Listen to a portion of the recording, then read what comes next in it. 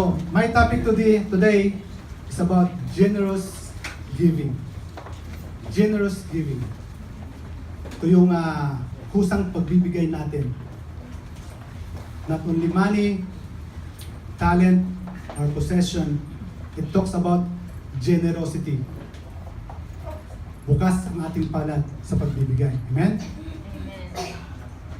Ang ating text po, nabasa kita po natin dito that God commanded Israelites through the leadership of Moses. Amen?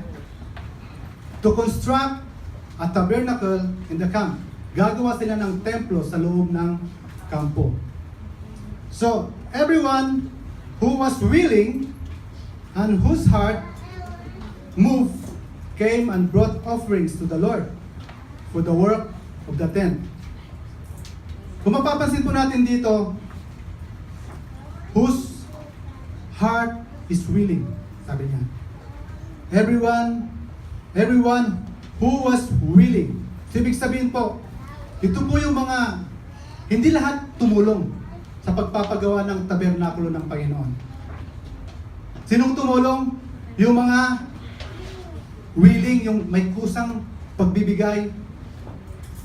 Not all, hindi lahat ng Israelites ay tumulong. Kundi, yung kusang nagbigay, bukas ang palad, at yung mga na-touch doon sa tabernakulo na gagawin nila, project nila. Amen? Napansin niyo po rito, it's individual that God touched its heart na tutulong doon sa paggawa ng tabernakulo. Okay? So men and women brought precious materials or metals, gold, silver, and bronze. So nagdala sila ng kanilang mga, meron pang earrings, necklaces, dinala nila para sa paggawa ng templo ng Panginoon. Kaya ba natin yon? Amen? So, they give their life. Bukas ang kanilang palad sa pagbibigay, anuman kanilang possession, ibinigyan nila para sa pagpapagawa ng templo. Okay?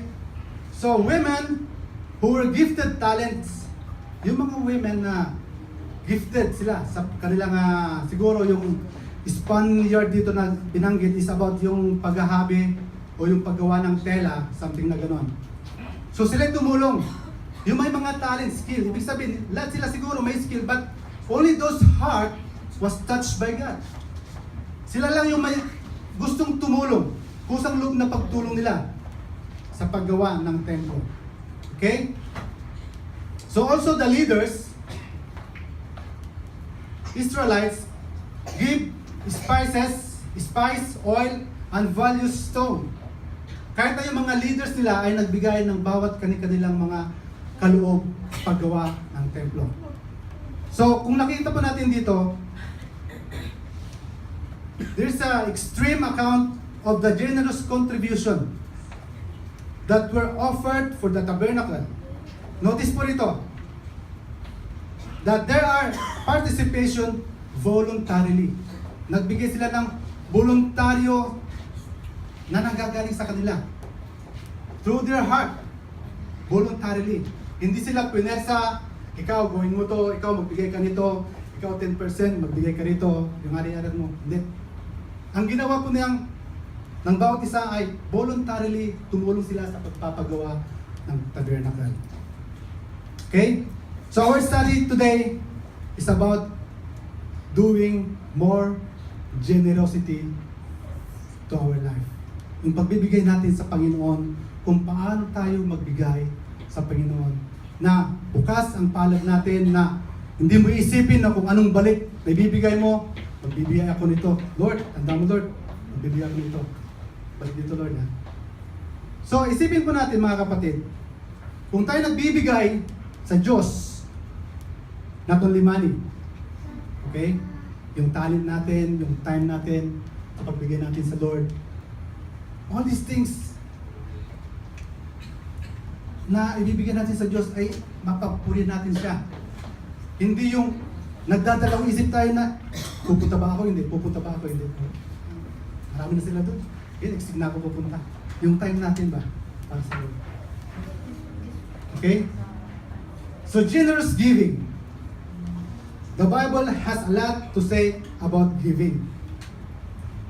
Not only about money, it's all about the attitude ng pagbibigay natin. Amen? Yung attitude. Kasi ang nakakita ng iba, it's about principle, 10%, 10% offering, pledges. Nakikita natin to mga principles about giving. Amen? So maraming natitisod, maraming mga bagong Kristiyano na natitisod, maraming mga Kristiyano bingi-bingihan dahil sa prinsipyo ng binibigay ng church. But sabi ko nga, it is the attitude that we will give to God. Hindi yung value, hindi yung laki ng pera binibigay natin sa Diyos. God is looking for the heart. Napakalago po yun. Pupunta ka sa church, napilitan ka pang pumunta rito dahil may friend ka rito. No? Dapat willingly. Napunta tayo rito sa church dahil gusto natin siyang pasalamatan, papurihan. Amen? Amen. Not because of our friends. Nahiya ako kay kapatid para baka maikisan yung pangalan ko. Absent na naman ako. God is looking to our heart. Okay? So, sa church po, hindi natin maalis, bawat isa sa atin siguro, hindi natin maalis ang maling motibo when it comes sa giving. Amen? Hindi naalis. May mga katanungan dyan, may mga hinala, saan ba napupunta ang pera, saan ba napupunta ang ating kaloob sa Diyos. Mga kapatid, God is teaching us sa umagang ito na kung paano tayo magbigay sa Diyos. Hindi nais ng Diyos ang pera mo kung ikaw ay napipilitan. Okay? Ayaw ng Diyos kung ito ay hindi kusang loob. Dapat ito ay kusang loob na binibigay natin. Amen po ba?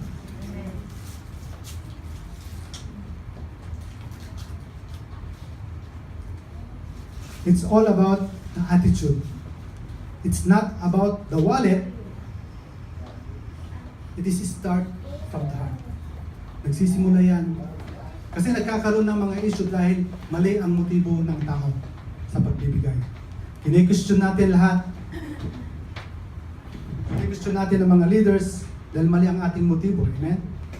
But sometimes, sabi ko nga mga kapatid, hindi po kami nangangaral dito para kumita. Amen? Amen po ba kayo? Amen. Hindi po kami dito nangangaral para kumita. May mga trabaho po kami. Okay? Voluntary. Ang ginagawa namin dito is voluntarily para sa Panginoon. Wala pa kami natatanggap. Baka isipin ng iba, nabigyan na naman ngayon. Kaya, mga kapatid, andito po kami, tumatayo. Nakikita yung mga pastor, leaders ng church. We are coming voluntarily para magampanan natin yung iniwanan ng Panginoong Hesus sa mundong ito, nagampanan ng bawat isa ng iglesia ito, ng YFGC. Amen?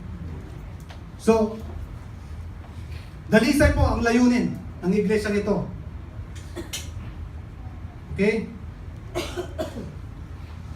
Sa pagpapahayag namin ng mga salita rito, ito'y para sa Diyos. At kung may mga tao, may mga kapatiran na nagtatanong, na nagdadoubt sila, business lang yan. Meron yan, di ba? Hindi mawawala yan. Sabi nila, business lang yan, ginagawa nyo. Hindi mo na akong bibigay. Kaya yung puso, napakalaga mga kapatid. Yung puso. Kaya kung hindi tama yung puso mo sa Panginoon, mahirapan ka magbigay. Amen? Amen. Your time, effort, possession, money, everything. It is in the heart. Napakalaga po yun. Dahil ang ginagawa natin dito, mga kapatid, to do discipleship to the people. Kaya tayo naglilikom ng mga kaloob natin, ginawa natin tithes and offerings natin, para magampanan natin the Great Commission dito sa Abu Dhabi. Not only Abu Dhabi, but around the world kung sino po matutulungan natin doon. Amen? Amen po ba? Amen. Kaya napakahalaga po, napakahalaga sa iglesyang ito, yung giving natin, generous giving natin. Yung pagbibigyan natin sa Panginoon is napakahalaga. Amen?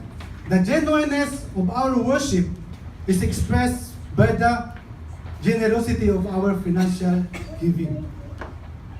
Yung genuineness na pagbibigay natin sa Diyos, ito ay nakikita sa ating pagbibigay natin ng puso sa Panginoon. Amen? Ano sabi niya sa 2 Corinthians 9 verse 7? God loves the cheerful giver. Iniibig ng Diyos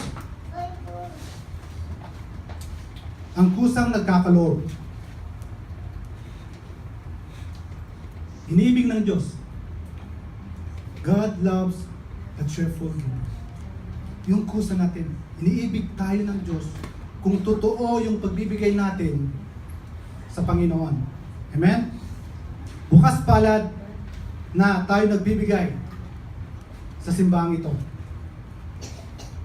Hinihikayat ni Pablo na magbigay ng bukas palad ang mga taga-Korinto para sa manghihirap. Ini-encourage ni Pablo na ang mga taga-Korinto dito sa text na to, sa verse na to, na sila'y tumulong sa mga mahirap na bukas ang palad. Hindi nila tinitingnan kung may balik o may buwelta o may ano ang kanila binibigay. But then, God is looking. God loves a cheerful giver. Amen? Many Christians have a problem with giving. Totoo po yun. Because they fail to realize that our money is not our own. Saan ba nagagaling ang lahat, mga kapatid? Ang lahat sa atin.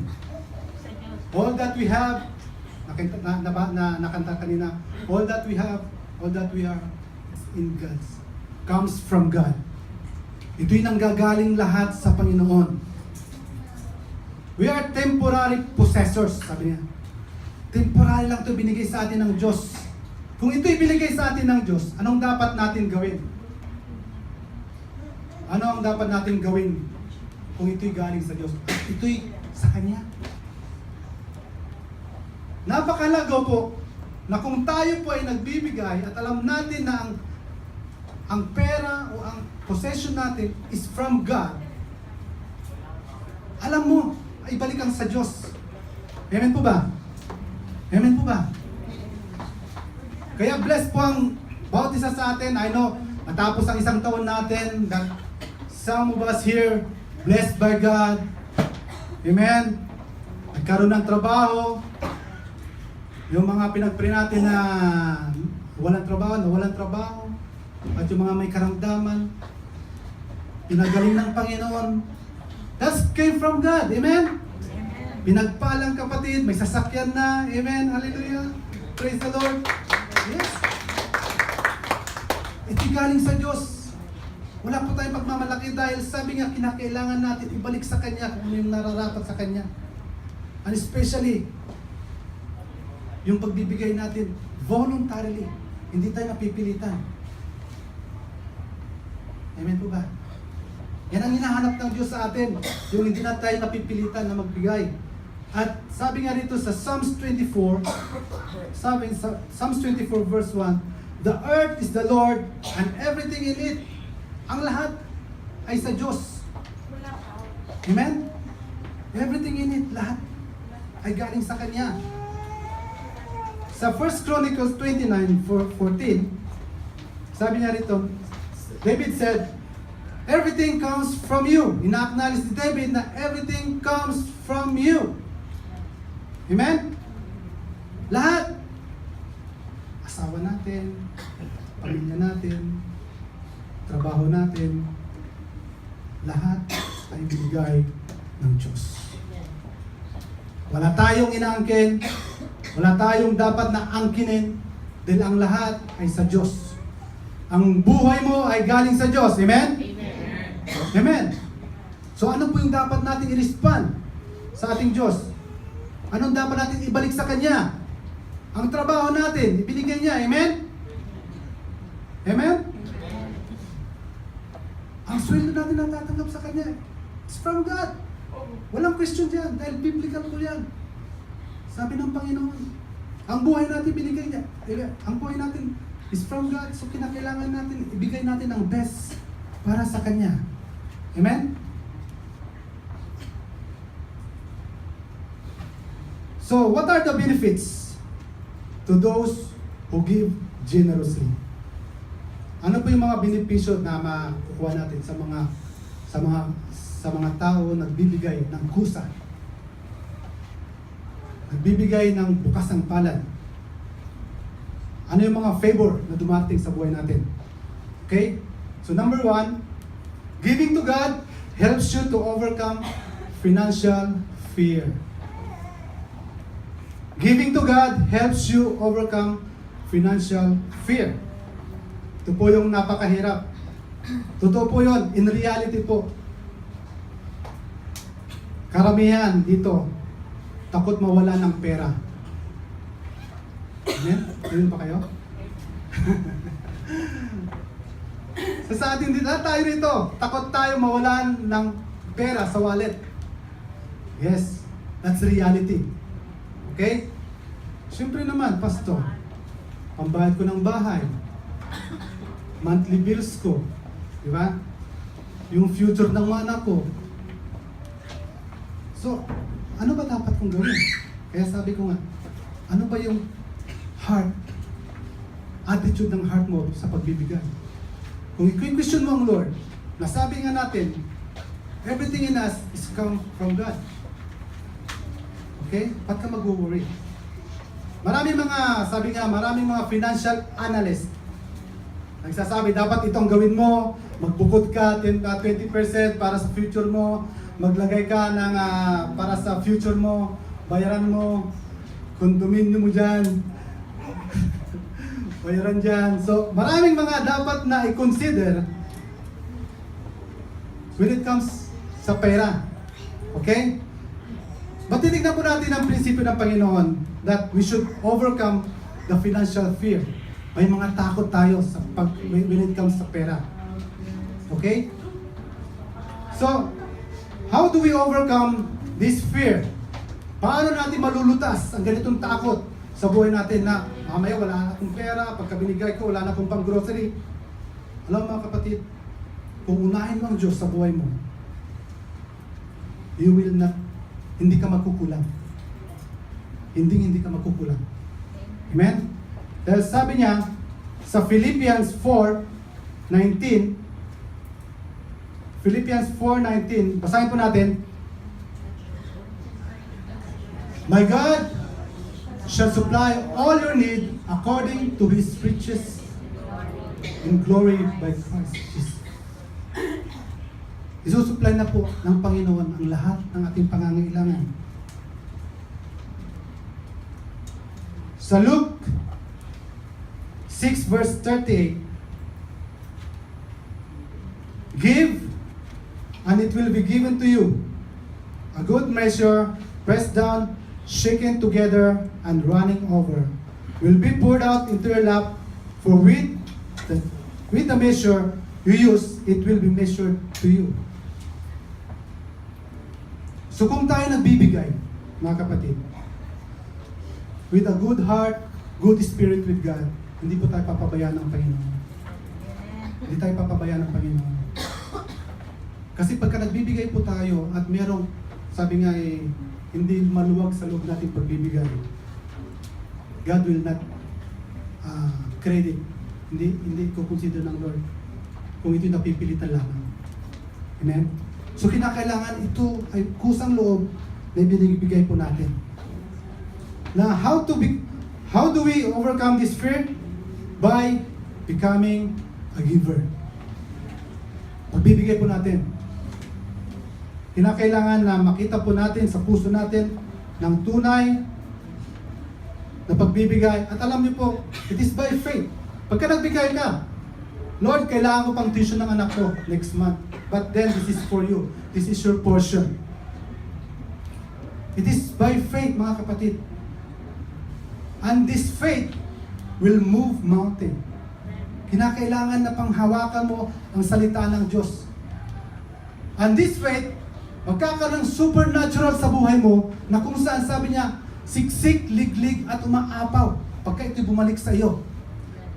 Amen po ba? Amen. Ito po yung tandaan po natin mga kapatid, na kung sinabi ng Diyos na mangyayari sa buhay mo, gagawin niya po yan. Amen? Nangako ang Diyos sa pag-isa sa atin.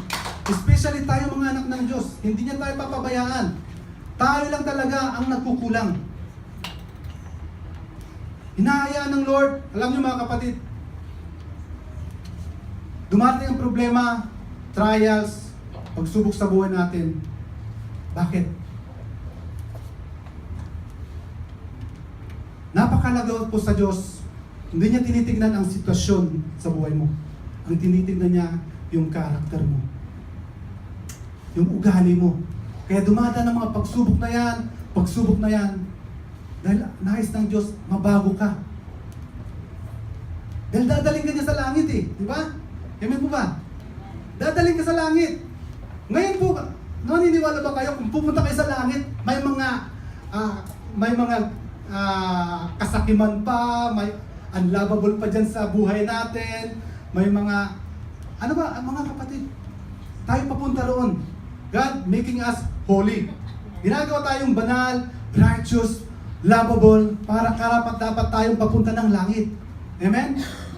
Kung nakikita po natin mga kapatid sa oras na to na tayo ay binibigyan ng mga pagsubok sa buhay, trials, kasama po yan sa plano ng Diyos sa buhay natin. Amen?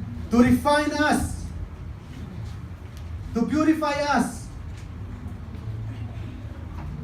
Okay? So ito po yung kinakailangan po natin na malaman. Sa pagbibigay po, tinuturuan tayong magbigay. Para dalisay ang puso natin sa pagbibigay. Amen? Basahin po natin sa 2 Corinthians 9, 2 Corinthians chapter 9 verse 6 to 7. Now, this I say, he who sows sparingly will reap sparingly, and he who sows bountifully will also reap bountifully. Each one must do just as he has purpose in his heart, not grudgingly or under compulsion. God loves a cheerful giver. Okay? Sabi niya rito, maluwag sa kalooban, not grudgingly. Hindi napipilitan. Okay. Tandaan po ninyo mga kapatid, ang nagtatanim ng kakonti ay aanin ng kakonti. Amen? Ang nagtatanim naman ng marami ay aanin ng marami. Principle po yun ng God. Okay? Amen? So, nasa sa atin po yun. Kung paano tayo magbigay kay Lord. Pero sabi ko nga mga kapatid, hindi ang value ng money mo ang tinitingnan ng Diyos, kundi yung puso mo, ibibigay mo sa Kanya. Amen? Ino-honor ng Lord ang kokonti kaysa marami. Depende doon sa puso mo. Amen po ba? Magagawa ng Diyos na pasaganain kayo sa lahat ng bagay at higit pa sa inyong pangangailangan upang may magamit kayo sa pagkakawang gawa. Kung tayo pinagbibigay, lalo tayong pagpapalay ng Diyos. Lalo tayong pagpapalay ng Diyos dahil alam niya ang pangangailangan ng bawat isa sa atin. Blessed po mga kapatid ng mga matataas ng sweldo. Yes, they are blessed. Dahil may mga kapatiran na dapat nilang matulungan. Amen po ba? Nakita niyo po yun? Amen po ba? Kung tayo mga malalaki ang sweldo, sinama na. Praise God. Hallelujah. Amen? Amen? Kung tayo ay malalaki ang sweldo at hindi naman natin ibibigay sa tamang pamamaraan, ito, babawiin ng Diyos. Amen? Maalala ko po yung ating mga kapatid dito. Alam niyo mga speaker na yan? Mga speaker na to. Voluntary po may nagbigay ng mga kapatid. Amen? Hindi po sila ng Panginoon para tumulong pagawain ng Diyos. Itong mga gamit natin dito mga kapatid, kung wala ang iyong binibigay sa Diyos, wala pong mga gamit na ito. It is your part. May party po tayo dito sa iglesia. Kaya sabi ko nga po, kung napipilitan ka rin lang na magbigay sa Diyos, huwag na. Huwag ka na magbigay, kapatid. Ito po yun. Kung napipilitan ka rin lang, hindi ino-honor ng God. Hindi naman kami magbibigay sa iyo, ang God eh. Di ba? Amen? Kaya kung maluwag ang pagbibigay mo sa Diyos, lalong ibubuhos ng Diyos ang pagpapala sa iyo dahil alam mo, nakikita mo ang pangangailangan ng iglesia at doon sa mga kapatiran na nangangailangan. Amen? Kaya tayo pinagpapala ng Diyos. Alam nyo, usong-usong inventory sa company, di ba? in year na eh. Katapusan na ng taon na naman. Usong-uso po yan, nag-inventaryo, di ba Brad? Tapos na ba yung mga company na inventaryo? Wala pa.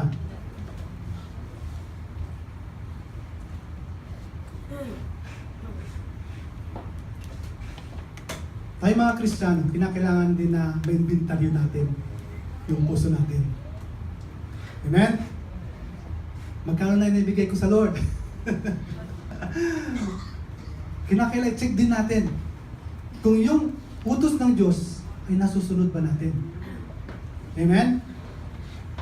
Tingnan natin yung puso natin. Lord, bakit hanggang ngayon ganito pa rin ang swinifueldo ko?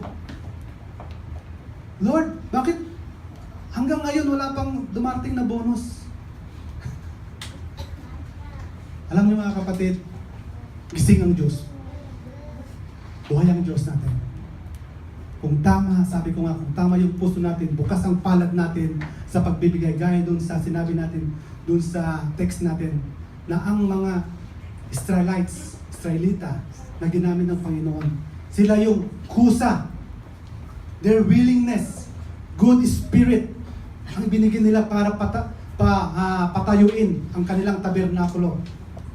Kusa nilang binigay, kanilang gold, kanilang possession, lahat ng kanilang precious stone binigay nila para gawin ang templo ng Diyos sa kampo. Tayo mga kapatid, ano ang nakikita natin kakulangan dito sa templo ng Diyos, sa iglesia nito? Nakikita nyo ba ang kakulangan? Nakikita nyo ba ang dapat punuin? Alam nyo, magfa 5 years na tayo next year, April. 5 years na tayo. Amen? 5 taon na tayo dito sa YFGC. But my prayer is this. Hindi lang sana tayo karaming ganito kung ang lahat ay nagbibigay. Hindi lang ganito ang dapat dami natin within 5 years kung ang lahat ay kusang nagbibigay sa Panginoon. Nais ng Diyos, it is our responsibility, each and every one of us, na magbigay tayo sa Panginoon para sa Kanyang kalwalhatian. Amen. Nagpasalamat ako sa mga kapatiran na they are faithfully give their tithes, offerings, possession, sabi ko nga, mga gamit. Nag-bless ako sa mga kapatid. Dahil andun yung burden nila sa tulong nila sa church. They are committed on the church. Hindi lang kami mga leaders. And I believe na lahat tayo mga membro, magkakaisa po tayo na tayo magtulungan para yung tent na pinapagawa ng Diyos dito sa YFGC, masuportahan po natin. Amen? Ano sabi niya doon sa teksto po natin? Sumobra-sobra pa, sabi niya. Sobra-sobra na. Moses, patigilin mo na sila. Diba, sabi niya? Patigilin mo na, Moses, sila. Sobra-sobra itong gagamitin natin sa templo. Sabi niya doon sabi na dito, Then all the craftsmen who were doing all the works of the sanctuary came, each of the work he was doing, and they spoke to Moses, saying, The people bring too much more than enough for the service of the Lord, which the Lord commanded to us. Sobra-sobra na ang binibigyan ng mga Israelites, yung mga nagkukusa. Sabi niya. Then anong ginawa ni Moses? Moses commanded that they caused it to proclaim throughout the camp, saying, let neither man nor woman do anything more work for offering of the sanctuary. Tigil na! Nakakatuwa naman, no? Si Moses mismo, nagpatigil na sila magbibigay. Pinatigil ni Moises na. Dahil sobra-sobra sa paggawa natin ng tent. Nakita niyo mga kapatid, kung nakikita natin yung mga Israelites, kung kusa sila nagbibigay, hindi lang tinitignan kung sobra na to o tama na. Bigay ng bigay. At yan ang nais ng Diyos sa bawat isa sa atin, na kung nagbibigay po tayo, huwag nating tignan kung mayroong pang pangangailangan o ano. Ang importante, magbigay tayo sa Diyos ayon sa puso natin. Ayon sa attitude ng puso natin. Kaya, kung ikaw ay nagbigay, kapatid, ipag-pray mo yan sa Lord. Hawakan mo. Lord, sapat na ba to? Ibibigay ko para sa iyo. Search your heart. Ipag-pray mo sa Lord. Amen? Huwag mong sabihin, Lord, sabihin niya, kring. Kinakailangan po na kung nagbibigay po tayo, sabi ni Pastor kanina na our possession is from God. Yes. Kung nagbibigay po tayo sa Lord, isipin po natin ang pangangailangan ng iglesia. Pangangailangan ng gawain ng Diyos. And I believe may mga plano po din po kami mga pastors na within the mid-year, next year, na hahanap tayo ng mas malaking lugar. Ito yung pagdadausan natin ng YFGC. Dahil nakikita po namin, by next year, hindi na po tayo kakasya rito. Amen? Amen? So nais po namin ang bawat isa sa inyo na sumuporta sa planong ito dahil we believe, hindi lang ito yung plano ng Diyos sa atin. Akalaan mo 5 years tayo, ganito pa rin tayo. Amen? Kung ang lahat ay nagbibigay, nagtutulungan, hindi lang ganito. Baka nandun na tayo sa Kalidia Cinema. Amen? Amen? Kinakailangan po maging visionary tayo. Nangangarap tayo ng mas malaki. Hindi tayo komportable lang na may mga, Pastor, may mga kulang pa oh. Bakit naman eh? May mga kulang pa naman eh. Alam niyo mga kapatid, nung nagsimula kami rito sa YFGC, nagsimula tayo dito sa YFGC. Malita kwarto ni Brother Anthony. Praise God. Nagsimula ang first service, merong 8 leaders, 8 members, at 7 children. Kumasya po kami doon sa kwarto ng ating kapatid, sa flat niya. Pinagpala ng Panginoon after 1 year. Ginawa ng Lord. Pinalipat sila Brother Anthony, sama-sama naman kami. Lumipat sa mas malaki. Ngayon, nandun sila sa Pan Emirates. Nakita nyo, yung mga flat dito maliliit. Dilipat sila doon. Sama kami. Pinagpala ng Panginoon. Napuno na naman ang Pan Emirates. Amen? Nagbigay ang Lord. After 2 years, nagbigay ng Lord ng YFGC. Nagbigay ng Lord itong YFGC. At nandito po tayo lahat. Kumakasya pa rin tayo. Amen? And I believe, next year, ito po yung tandaan po natin, na kung tayo sama-sama magbibigay sa Panginoon, ito po yung nais ng Diyos at kalooban ng Diyos sa iglesyang ito. Amen? Amen. Praise the Lord.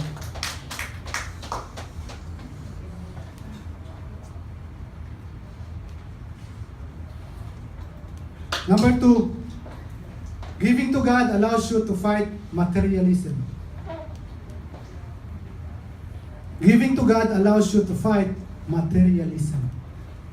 Yung mga mahilig sa mga material na bagay. Okay, mga Christians. Okay? Marami mga nag-advertise.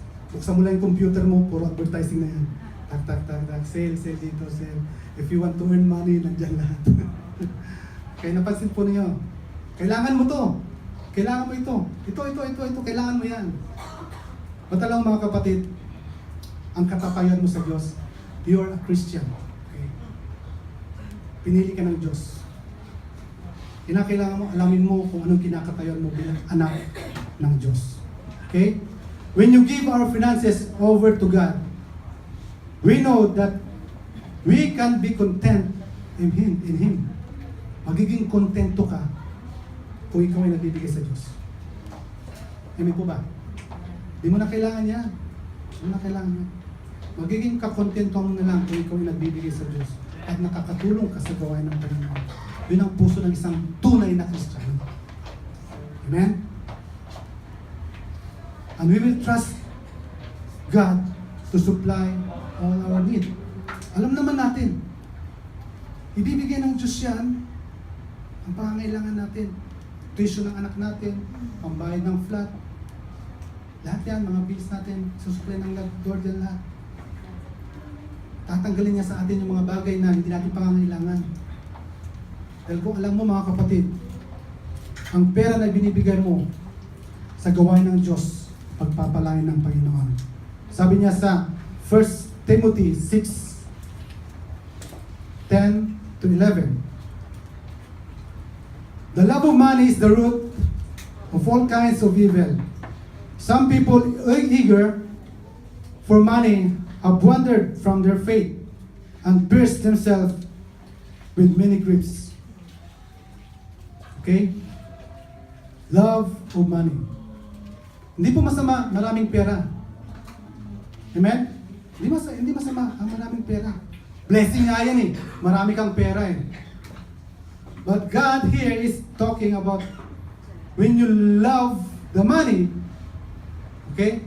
Kung mahal mo, mahal mo ang pera mo kaysa Diyos, yun na, nagsisimula ang hindi maganda. Kinakailangan, pag binigyan ka ng Lord ng kayamanan, ilagay mo ang Lord sa sentro ng iyong kayamanan. Dahil pagpapalain ng Lord, kung ano pong hinahawakan natin, ano ang mga bagay na ibinigay natin sa Diyos, at kung sentro ang Diyos sa ating pera, sa ating pagbibigay, pagpapalain ng Diyos. Amen? Free from all things, free from all this, sabi niya, pursue righteousness, godliness, faith, love, endurance, and gentleness. Kinakailangan po mga kapatid na ito po yung nakikita sa bawat Kristiyano, hindi na po tayo materialistic. Amen? So sabi niya sa Matthew 6 verse 19 to 21, napakalaga po to. Sabi niya, Jesus said, do not store up yourself treasure on earth, where moth and rust destroy, where thief break in and steal. But store up yourself treasures in heaven, where moth and rust do not destroy, and where thieves cannot break in and steal. For where your treasure is, there your heart will be also. Amen? Kung nasaan yung kayamanan mo, andoon yung puso mo. Kung nakatuto ka sa kayamanan mo at nandoon lagi, paano ko palalaguin to? Paano ko pagyayamanin to? Paano ko, anong magandang business ang gagawin ko?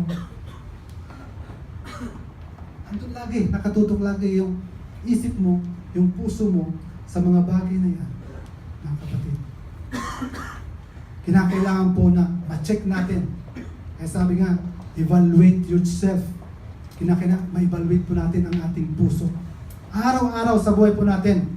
Kung ito'y nakakalugod sa Diyos, o ito'y hindi na nakakalugod sa Diyos. Amen? So, where is your heart? Nasaan ang puso mo? Sa paglilingkod ba?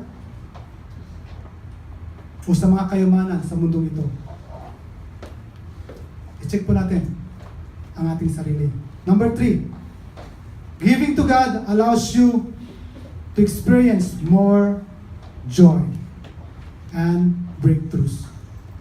Alam niyo mga kapatid, ito po yung sikreto ng isang masayahing tao. Amen?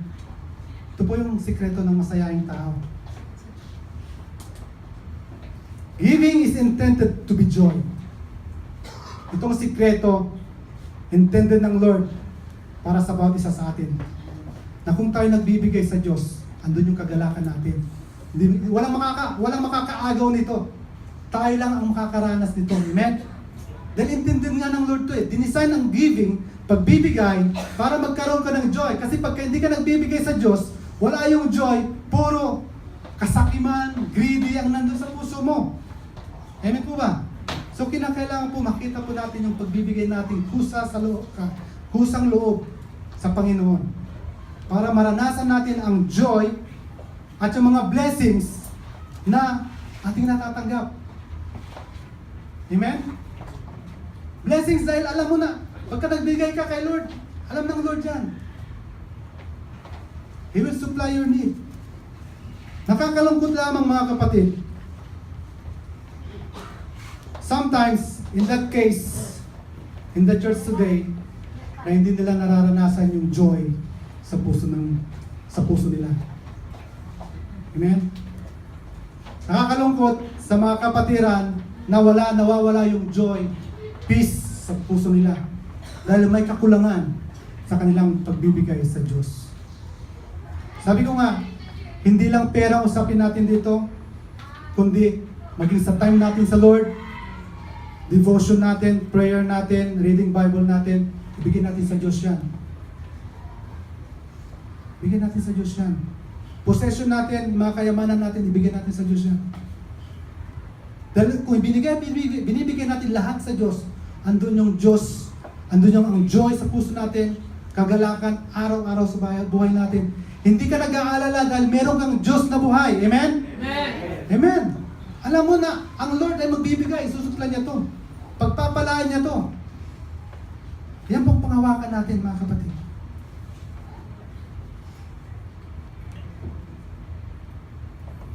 When God blesses you, whether material or spiritual, we want to share that good news with those people around us who rejoice with us. Kung tayo po yung pinagpala ng Diyos, material o spiritual, i-share po natin. Amen? I-share po natin.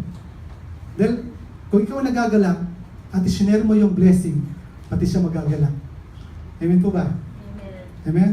So, yun ang nais ng Diyos, na kung tayo pinagpala ng Diyos, i-share natin, materially, spiritually.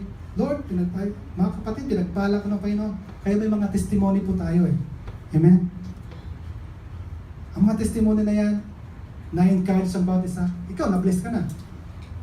Yung iba, na-encourage. Dahil sa ginagawa ng Diyos sa buhay mo. Amen? So, ang blessing na yan, ay nanggagaling sa Diyos. And we should share to those people, yung mga nalulungkot, nangihina, kinakailangan na i-share natin po sa kanila ang mga blessings na yan. Amen? And lastly, sabi niya dito sa Proverbs 3:9. Proverbs 3:9. Okay, ito po tayo magtatapos. Honor the Lord with your wealth and the first fruit of all your crops.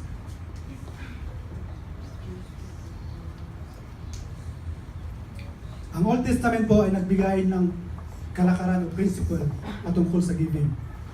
And in Old Testament, nagbigay ng command that they will give 10%. Amen? 10% ang dapat ibigay ng bawat Israelites. And alam nyo na not only 10% actually. Sabi niya, may nagtatay sila sa mga Levites, sa templo, at sa mga nangangailangan. Not only 10% actually. Sabi ito yung tax ng kanilang pamahalaan, mga Israelita. So totally 23% ang binibigyan nila sa kanilang komunidad. So ganun kalaki ang binibigyan nila sa Lord, para sa Lord. Sa New Testament, kapatandaan po na din po natin, sa New Testament po, dahil sabi niya, there's a law and we are living by grace. Diba? Nabubuhay na tayo sa grasya ng Panginoon. Ang New Testament is not, wala siyang ibinigay na percentage. Ito yung pinag-aawayan ng mga churches ngayon. Sa New Testament lang yan. Yung 10% sa Old Testament lang yan, sabi nila. Pero dito sa New Testament, walang sinasabi yan. Walang sinasabi na 10%. So, magkano ibibigay ko? Magkano dapat ibibigay ko kay Lord? Sabi niya, di ba?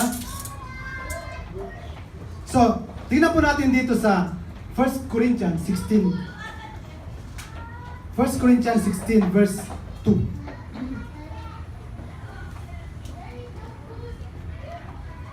On the first day of every week, on the first day of the week, let each one of you lay something aside, storing up as he prospered, that were no collection when I come. Sabi niya rito sa verse na NIV, on the first day of the week, each one of you should set aside a sum of money in keeping with your income. Ang utos dito is mag-set aside ka ng ibibigay mo sa Diyos. Alam mo mga kapatid, kung mahal mo ang Diyos sa pagbibigay, kung mahal mo ang Diyos sa gawain, 10% is not enough. 10% is not enough. Hindi mo kuikwintahin kung magkano bibigyan mo kay Lord kung mahal mo ang Diyos. Mahal mo ang gawain ng Panginoon. Kaya hindi na-advise, sabi nga, hindi nagre-recommend kung magkano bibigay natin. But sabi ko nga, it is the condition of your heart how to give to God. Amen? Kung 10% man yan, praise God. Nagbibigay ng 10% from your first fruit, praise the Lord. But God is asking what is in your heart. Tinitingnan ng Diyos, sabi ko nga, hindi yung amount, but the value itself, yung nasa puso natin, ang tinitingnan ng Diyos. Amen? So kung nais po natin na pagpalain ng Panginoon, sabi ko nga, hawakan nyo ang mga tithes and offerings nyo, ipag-bring nyo yan. Kung magkano ang ibibigay nyo sa Panginoon para makatulong sa gawain ng Diyos. Amen? Tayo natin tumayo.